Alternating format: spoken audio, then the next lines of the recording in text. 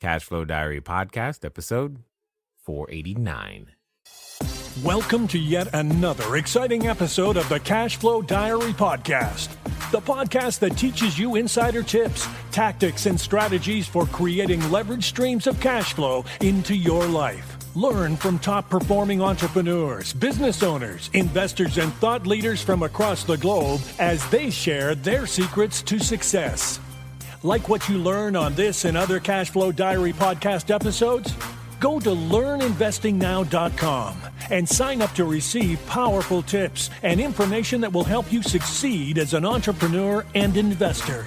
Now, here's your host, investor, entrepreneur, business owner, educator, speaker, author, and master facilitator of Robert Kiyosaki's cash flow game, Jay Massey.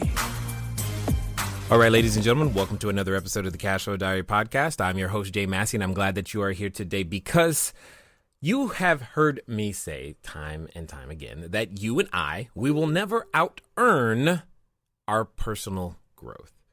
And I'm going to take a stab and say that today's guest would say the exact same thing, but more importantly, how can you intentionally make yourself grow?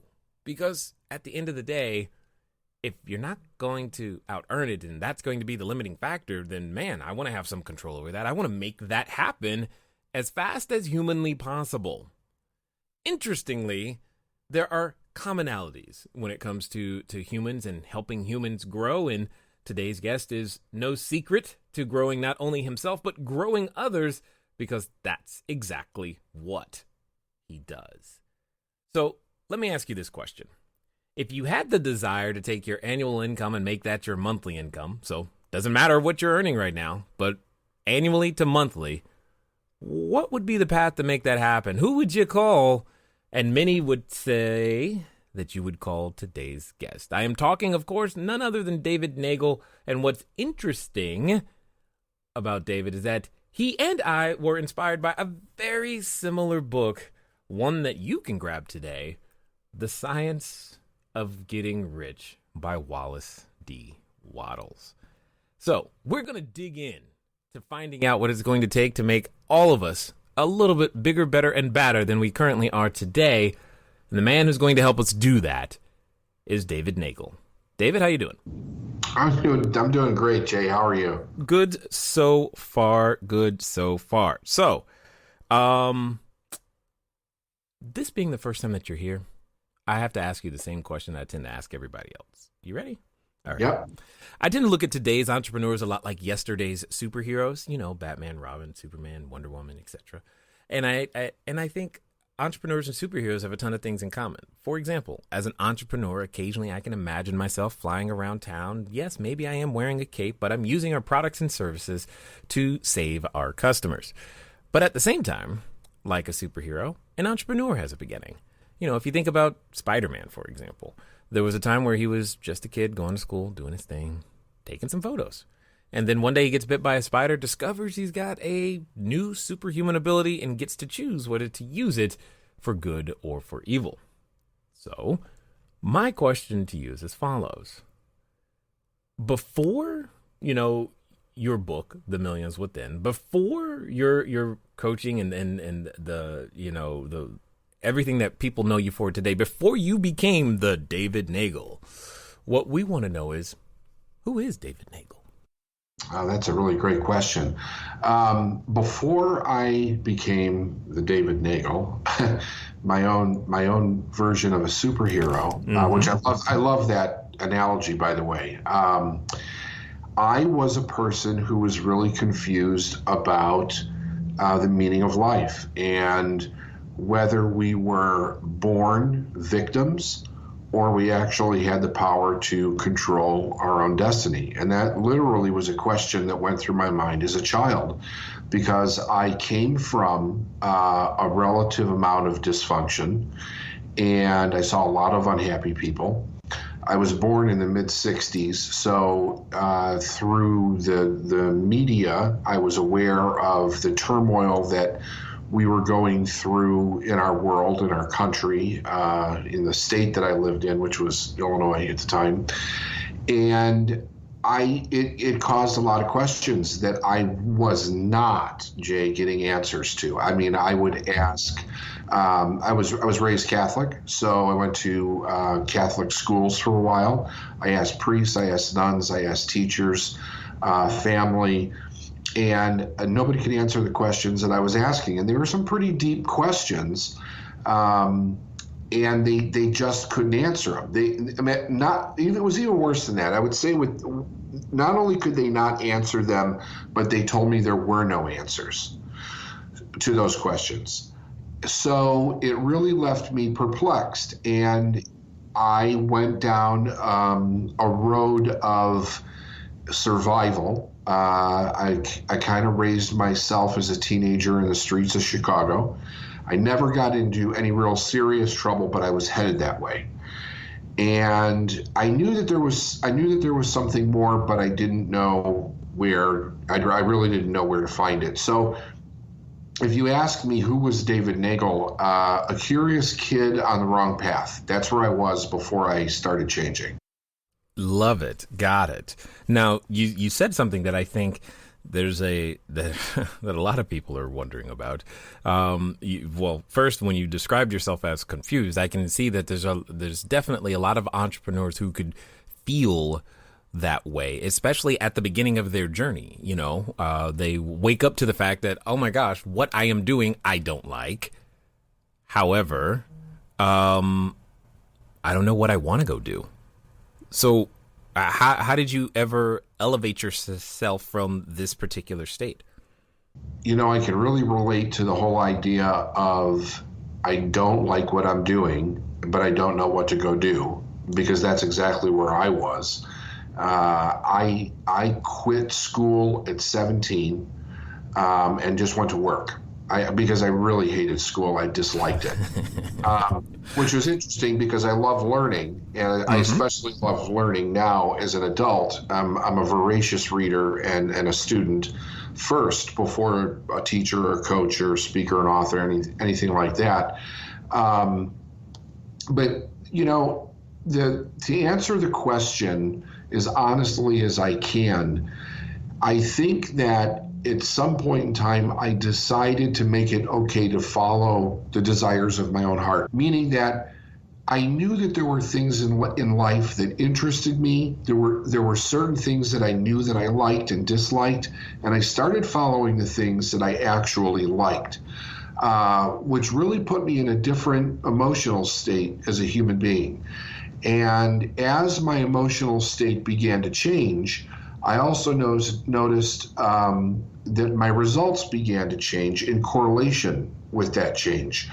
So it brought about a bit of consciousness, if you will, that caused me to say, hey, you know what? There's something to this, and I need to find out what it is. So, like, I totally understand people being confused and stuck doing something that they don't like to do. Now, later on, Jay, I had a mentor that really clarified it for me when he said, we should spend our days doing what we love with people that we love. And from that moment on, I decided I was going to create a life that mirrored that idea. And I've done that now, but it took a while to do it. But I thought to myself, what a beautiful concept. Do what you love with people that you love. Now, there's something that you said that I think is actually profound. You said that you decided to make it okay to follow your own heart. Why do we, as humans, feel like we need this permission? Well, I think because we're raised with the idea that we need permission. It is ingrained in us, you know, from babies all the way through school. We're indoctrinated with somebody else approving of either who we are, what we do, the results that we're getting to advance us in life. And that advancement is directly linked to the subconscious security that every person needs, especially as a child. So, you know, when we're born, the number one thing that we need is security. Otherwise, we die. We're the human species needs parental guidance longer than any other species on the planet. So subconsciously, we're wired for the idea of security, and we're constantly being told what to do, what not to do. So I think that when a person gets to a point, well, let me back up for a second. What I think is that a parent is supposed to, if we're being raised in a healthy way by a conscious parent, the idea is that gradually over time, as that child is growing from child to teenage to young adult, that the power of making a person's own decisions is turned over to them. Learning how to take care of themselves and provide their own security is turned over to them. When that does not happen, if you're raised in a dysfunctional family, a lot of times you've got children taking care of adults, there's no sense of security there. So we're always looking for somebody else that knows more than us, because we're not really building a healthy self-esteem or self-image that is confident in the decisions that we're making. And we live in a world that is, there's so much conflicting information bombarding us today, it's hard to know what's true and what's real and what isn't. So if a person doesn't have a really solid core set of values and truths to guide them through their life, they're kind of left in a confused state, and they're always asking other people, what do you think? What do you think? Well, most people don't think. We know that, right? So we need something to guide us, but then we have to learn to get to a place where we can trust our own knowledge, our own instincts, our own confidence, our own intuition, and start making decisions for ourselves. I'm laughing, one, because she said, well, people don't think, but two, because you're reminding me of a phrase, the way my mom would always put it, and I quote, boy, use your own brain. And so I remember that phrase constantly. And at the end of the day, that we don't have confidence in making our own decisions, either because we've made bad decisions or we've never been given the opportunity to exercise doing that. So take us on this journey. What led to your awakening and figuring this out and making the changes that you have made? So, in 1970, there was a significant event that took place in my family. I was just turning 5 years old, and my uncle died in a fire, my mother's brother. And my two cousins, one was a year older than me, one was a year younger than me. And we basically, up to the first 4 or 5 years we had grown up together. We were together all the time. When this tragedy happened, my family was not emotionally ready to deal with it. I don't know that any family is emotionally ready to deal with that kind of a tragedy. However, they also did not get the help that they needed to work through the pain and the loss and the grief that goes with it. So the dysfunction that was already in place compounded and began to get worse. That's what caused the question in my mind, which was, are people really meant to suffer?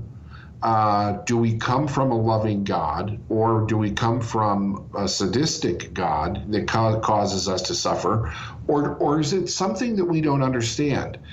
And the question that you asked me earlier, when I was asking a lot of other people in authority around me as a child these questions, I was of the opinion that there was something that we didn't understand as human beings, because you go to church, you hear you come from a loving God, and then you're out in the world and you find that it's pretty rough out there, and that there's a lot of pain, suffering, and evil going on.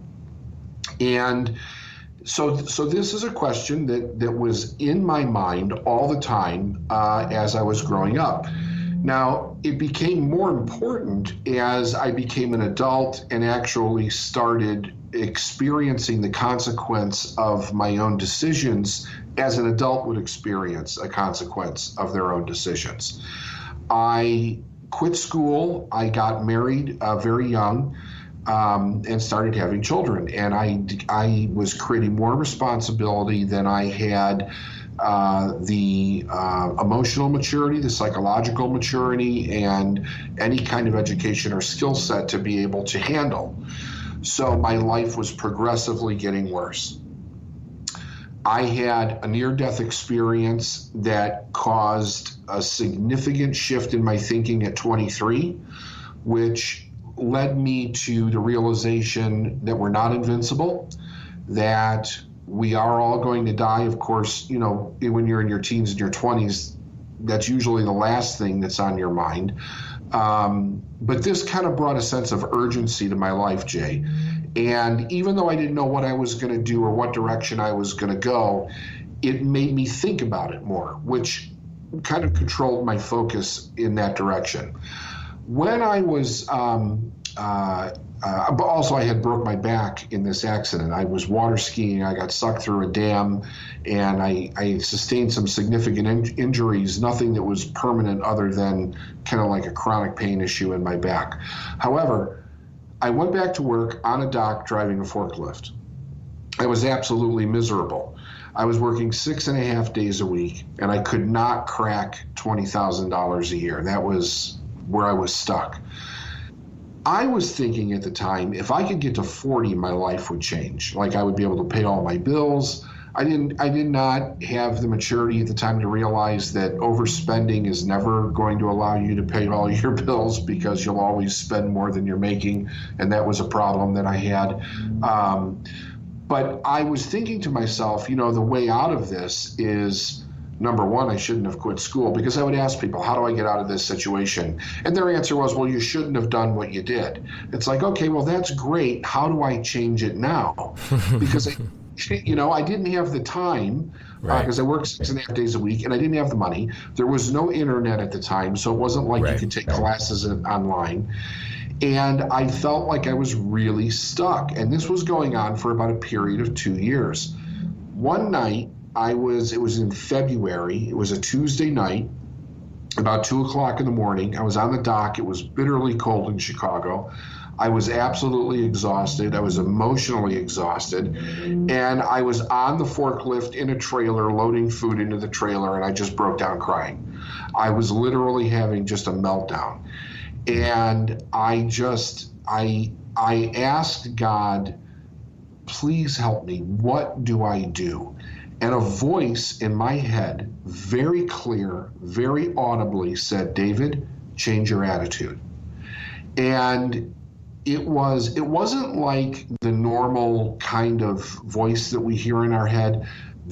This really seemed like it was outside of me, but I know that it had to have come from inside of me. But it was so stark and so clear that I paid attention to it. And I started exploring that idea. If I was to change my attitude, what would that look like? And I narrowed it down to 3 things. I hated what I did. I did not do a good job at what I was doing, because I really didn't care about the work that I was doing. And because I was angry at myself, I was not treating people well.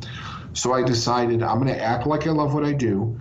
I am going to do every job to the very best of my ability, and I am going to treat everyone I come in contact with, no matter who they are, with respect, just out of being a human being. I changed those 3 things, and I had made a commitment that I was going to stick to that change for a year and kind of experience what would happen. In 30 days, my income went from $20,000 a year to $62,000 a year. And Jay, at that time, I didn't even know anybody personally that was making $62,000 a year. It was so significant. Yeah. So significant to me that I knew it wasn't luck. I knew that I had done something. And even more than the amount of money that I was making, what I was really intrigued by was what I did. And I thought, somebody must be speaking about it, writing about it, lecturing about it. Somebody must know what I did to make this change. I want to find out what I did so I could continue to make those kind of changes in my life. So that put me on a 7-year journey of studying, going to seminars. I turned my car into an audio library, got rid of the music and, it was filled with cassette tapes with books on tape and lectures on tape and seminars on tape and Tony Robbins, personal power, and, all that kind of stuff. And I just began to study and learn. And one thing led to another. And then I eventually started my own business, helping other people do it. Because I was giving people advice because they were watching me and they were watching all these things change in my life for the better. And they were like, what are you doing? And I would tell them. And some of them would take the advice and they would change and some wouldn't. And of course, they wouldn't change. But I found that I really enjoyed it and I had a gift for it. And it allowed me to fulfill a promise that I made, which is very important to me. When I went through that dam, when I got sucked through the dam on the Illinois River in September of 1989, when I came out of the other side of the dam, I went down the river a little bit and I was able to grab on a branch that was hanging from a tree. And when I was hanging from that branch, I said to God, if you let me live today, I'll find out why I'm not doing what I'm supposed to do, and then I'll spend the rest of my life helping other people do the same thing. And since then, I have kept that promise. It has been my life purpose and mission. Nice. I've often heard the phrase, your attitude determined your altitude. And I would say that what you've just shared with us definitely mimics that for sure. I am curious, though, what role did the book, The Science of Getting Rich by Wallace D. Wattles, play for you? All right, everybody. Thanks for listening, and I'm glad that you are enjoying what you are hearing thus far. But here's one of the things that's really important.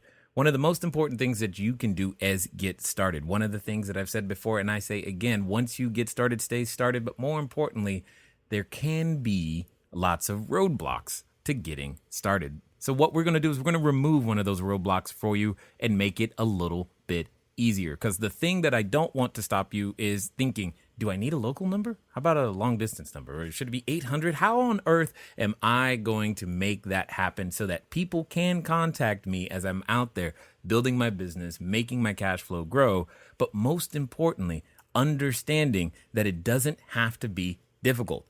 Many of you may know, but if you don't, there's a company out there by the name of Grasshopper. And what I want you to do is I want you to go over to trygrasshopper.com/cashflow diary. Grasshopper is the entrepreneur's phone system. It works like a traditional phone system, but requires no hardware to purchase, no software to install. It's just a number that flat works. So if you are out there building that distributed workforce across many different locations, it's a way for you to still go out there and make your number be unified, simple, easy to use, something we've been using for quite some time. So again, go over to trygrasshopper.com/cashflow diary. Now, let's get back to the rest of the story. Yeah, great. Another great question. So it's an interesting story. I was involved with my first kind of venture into being an entrepreneur, learning a little bit about business, was to join an MLM. So I was in multi-level marketing for a couple of years. Got it. And that book was kind of a staple back in the 90s in multi-level marketing. And I would see it. You would go out, during the breaks at conventions or whatever, and they would have product tables and stuff, and I would see it. But I thought it was a book on economics or something, and that's not what I was looking for as answers. It's true story. That's God's truth. So for 2 years, the book's around me. I don't pick it up. One day, somebody says to me, you need to read that book. Now, I was trying to put all these different pieces in that I was learning in my mind in some kind of logical order that made sense, because I was getting bits and pieces from different people, like from Tony Robbins and maybe Jim Rohn, and I forget Zig Ziglar, and all the like Jack Canfield, Mark Victor Hansen, Earl Nightingale, but it was not putting it in an order that really made sense to me. So I pick up this book, The Science of Getting Rich. I go home. Saturday afternoon, I sit on the couch. I'm going to read this book, and I literally broke down in tears as I was reading it, because it put everything in my mind in a very logical order that not only could I understand, but I knew in my heart was true. And I was like, this is it. This is the answer that I was looking for. So once I had that clarity, then things, they even started to speed up as far as how much better they were getting in my life. But that was because I removed the confusion and I had clarity. So the book was very important. And then for the first 4 years that I had started my business, I was teaching seminars based on that book, The Science of Getting Rich. Yeah, you know what's funny, or at least ironic to me at this moment, is that book did not come to me until well after the 90s. It was around 2007, 2008, and I find it interesting that it's the same book. It's not like it changed or anything, but it had very similar effects. But specifically, the word that you chose was clarity. And I've often said that clarity leads to power, the power to decide and act. And then you say that once I got clarity, I was able to go faster. With all of those things, I mean, if we're starting from confusion, would you say that what's missing for people, like, is the crux of your business literally to help people get clear and then act on that clarity? It is. Yeah, it very much so. It's clear based on universal truths, and then the clarity to implement those in their life. That, in a nutshell, that's exactly what I do. And that's where, like you said at the beginning of the program, turning your annual income into a monthly income, we help people go over 7 figures from virtually, a zero starting point within 12 months. And we do it all the time. And we've done this with hundreds of people. So but it is really about getting them very clear on a few different things, and then, teaching them the skills that go behind it, and away they go. So, I mean, with today's technology, there is no shortage of information. Why is clarity so difficult to obtain or to even find? Like, how come it seems like, well, we should be able to be clear, but yet we're not? I think the reason for that is because there's so much information, a lot of it is conflicting. And when a person is growing up, they're raised with a certain set of beliefs and values. If the information that is going to allow them to succeed conflicts with that, we have what we call a value conflict, and the value conflict creates confusion. So even if they understand something intellectually, it doesn't mean that they're processing it emotionally the way that it needs to be processed to show up in their behavior that would allow them to create the desires and the dreams that they want. So it creates an internal battle, Jay, constantly with people. Until that battle is cleared up, it's going to create confused results in their life. Yeah, I totally get it. Totally understood. So to take us, if you will, through the journey. I mean, you obviously you've gone through your own personal journey, but at what point do you go, you know what? I think I can help other people and I should turn this into a business. Where did that courage come from? Where did that thought come from? How did you make that transition? It really came from I started waking up at 2:20 in the morning. This was happening every night.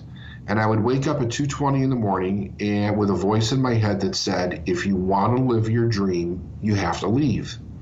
Now, I was in a bit of a confused state because I had a value conflict at this point in my life.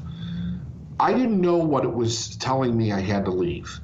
Was it leave my job? Was it leave my state? Was it leave my marriage? What was it that I was supposed to leave at this point? But I wasn't getting any answers.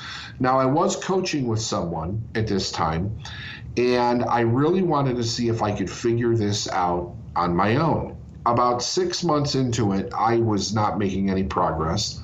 I called my mentor, who was Bob Proctor, and we had an agreement, and the agreement was that if he was going to work with me, I had to do exactly what he told me to do. I didn't have the ability to say no. I could ask why, I could get clarity on what the reasons were, but I had to do what he told me to do. So I had just come off the road with him at one of his seminars, and I was in Chicago, he was in Toronto, and I called him. He said, I'm just getting on a plane to go to New Orleans. If you need to talk to me, meet me in New Orleans. So all I had was a question. And here I am, I got to get on a plane, fly to New Orleans. I wait around for him to get done speaking all day, meet him backstage, and we have this conversation. And he said, what's the problem? And I said, the problem is I'm waking up at 2:20 every morning, and with this question, if you want, or with this statement, if you want to live your dream, you have to leave. And he said, how long has this been going on? I said, 6 months. And he said, and you're waiting this long to ask me this question? And I said, yeah, I was trying to figure it out on my own. And he was like, well, how's that working for you? Right. I said, well, I'm here. So, and he said, the next words out of his mouth were, just quit. And my response was very interesting, because I said to you, I didn't know what it was I needed to leave. And he said, just quit. And I said, I can't. I have a mortgage. I have 2 car payments. I've got 4 children. I've got a family, a cat, dog, the whole 9 yards. I can't just quit. I don't even know what I would do. He said, you don't need to know what you do until you quit. He said, the decision comes first. He says, have you not been paying attention to what you've been learning, what I've been teaching? And he said, you'll always get what you need when you need it. And I said, what do you mean? Now, I had never heard him say that before. He may have said it and I just didn't hear it, but I hadn't heard him say that before. And he said, you'll always get what you need when you need it. And I said, explain that to me. And he said, are you starving? And I said, no. He said, do you know anybody who's starving? I said, no, I don't. He said, but you know that there's people in the world that are, right? And I said, yeah. He said, but you don't know them. And I really did not know where he was going with this. And he explained to me that being completely broke and homeless and starving on the street was not part of my experience in any part of my life. So I would not subconsciously replay that pattern because it wasn't there. He said, you'll wash dishes if you have to. Your family's not going to starve. You're not going to not pay your mortgage.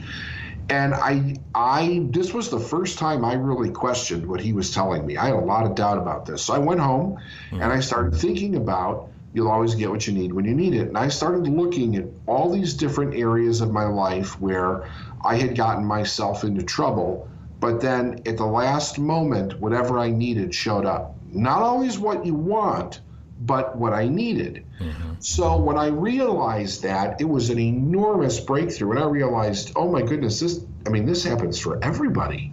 This is really true. That's a real fact. That's when I made the decision to leave my job. And what I did, Jay, was I really wanted to see, I really thought to myself, if I'm going to do this, if I'm going to go out there and teach this to people, I need to know 100% certain that I'm hearing spirit in my heart give me direction. So I'm not going to tell anybody that I'm doing this. So the only people that knew were my wife and the company that I left. But I honestly didn't know what I was going to do as far as a career went at that point. And it took 30 days of me just waiting. And then I got the offer to actually teach Bob's programs. And he asked me to come in as a facilitator and start teaching his programs. And that's how the career started. So I went in, I got trained how to teach his programs. And then I started doing my own seminars. I did that for a few years. Him and I started a company where we did seminars together for a while. And then after a period of time, I decided it was time for me to go on my own. And, that's over 20 years now. So that's maybe a long-winded answer, but that's exactly how it happened. Well, I think it's also perfect because oftentimes when I ask that question, an entrepreneur will go, just do it, which can leave someone who's wrestling with this same decision confused. And they're like, but I can't. Tell me more about how you got through the journey. And that's exactly what you just did. And I think that's really paramount to helping, people understand that you understand the transition period, because whether it's leaving a job like we're talking about, or going from 5 to 6 or 6 to 7 or 7 to 8 figures or whatever the number is, the process seems like it would be the same. Yeah, exactly. It really is. I think that it all starts with, number one, acknowledging the desire of your heart to be, do, or have more, whatever that is. The conflict that comes in for a lot of people is that they're taught that that's irresponsible, that they actually have to accomplish certain things in their life before they can move ahead and do something else. I heard people tell me, let's put it this way, they were not supportive of me going out and starting my own business once people found out that that's what I was going to do. They're like, why would you leave a perfectly good job? Why would you leave a career? Why would you leave health insurance, a 401k? And my response was, because I really want to see if this is my purpose. And they would say, well, what if you're wrong? And I'd say, well, then I got to always go back and do what I was doing before. And they would be like, well, how do you know? So there's a lot of uncertainty in people's minds as far as the resilience that we have as human beings, because they never really do anything to step out there to be resilient too, and see what they're really actually capable of doing. But it does come down to just a certain set of ideals and principles, and I believe understanding the laws of the universe, like Wallace describes them in The Science of Getting Rich. And when you start to understand that from a practical application, where you're actually applying it in your life, it's not just an intellectual understanding, where you can really connect the result to the action and the thought, everything in your life changes. It gives you a freedom that you'll never get anywhere else, because we're really made dependent upon education. We're made dependent upon working for someone else. But most people have no idea actually how to bring whatever amount of money they need for whatever it is they need it for into their life on demand. And I think that that's true wealth, not how much money you can store up in a bank, but the skill set and the awareness of how do I actually manifest, create money or any other resource as I need it in my life. Yeah, totally understood. Now, for those that have listened this far and want to find out more about what you've got going on and want to follow up with you further, what's going to be the best way for them to catch up with you? That would be go to our website, davidnagel.com. Last name is N as in Nancy, EAGLE, davidnagel.com. And we have a free gift for people called You Were Born to Be a Success, which is something I absolutely believe. All they have to do is give us their email address, and they'll receive that electronically. But I really believe that everybody is born to be a success. Nobody is born to suffer. People are capable of so much, they just have no idea. But they get a little bit of information and they'll be headed down the right road, and that's what that program will do for them. Excellent. Now, as we wind down, I've got a question for you because I'm curious to hear your answer.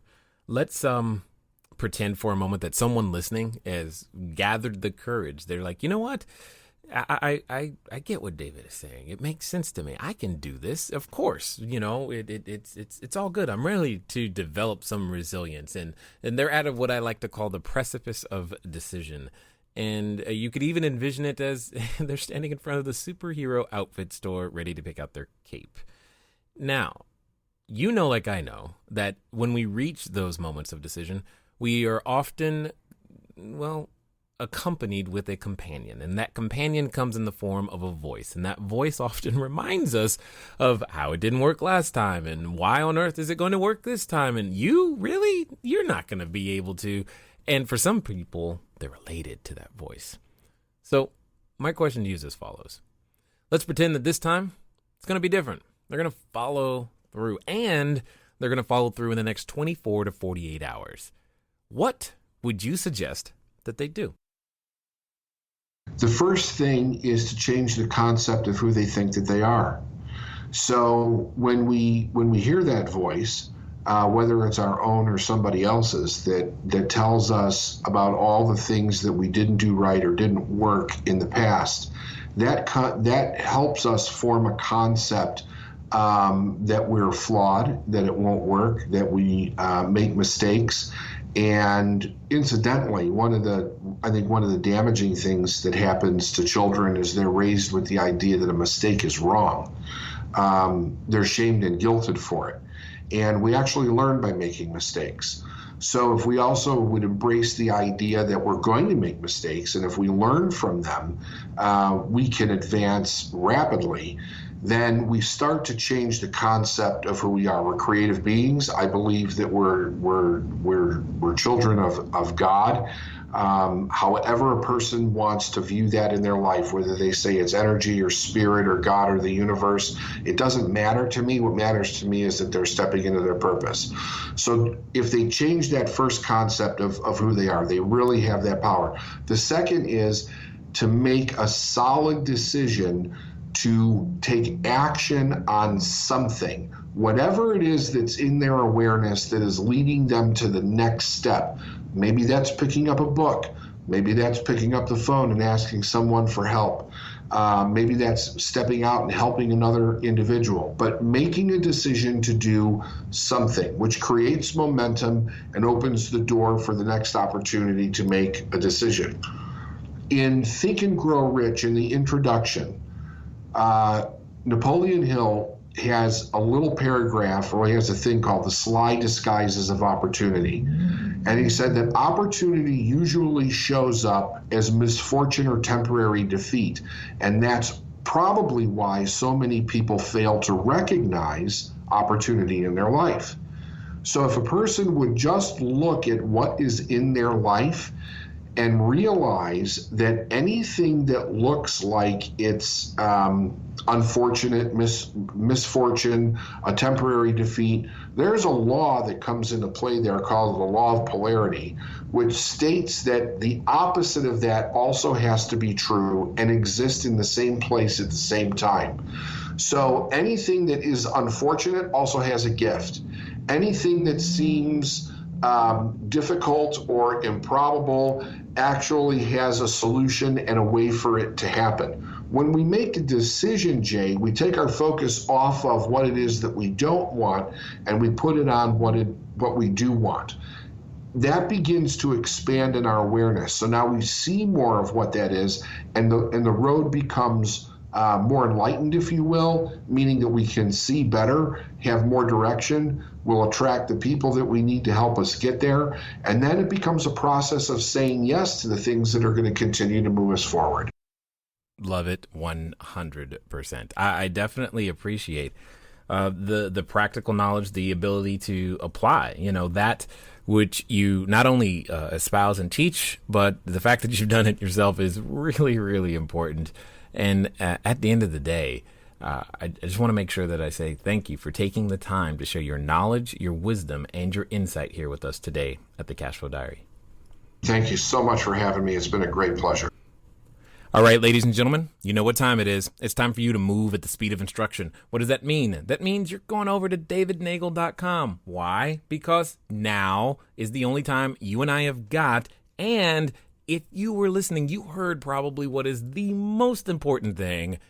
Mistakes are great. You're gonna make them. Might as well go ahead and get started and learn from them because they carry with them that whole bit of opportunity. Well, there's no time like the present because it's all we've really got. And ladies and gentlemen, it's been fun talking to you today. I look forward to talking to you soon. Until next time.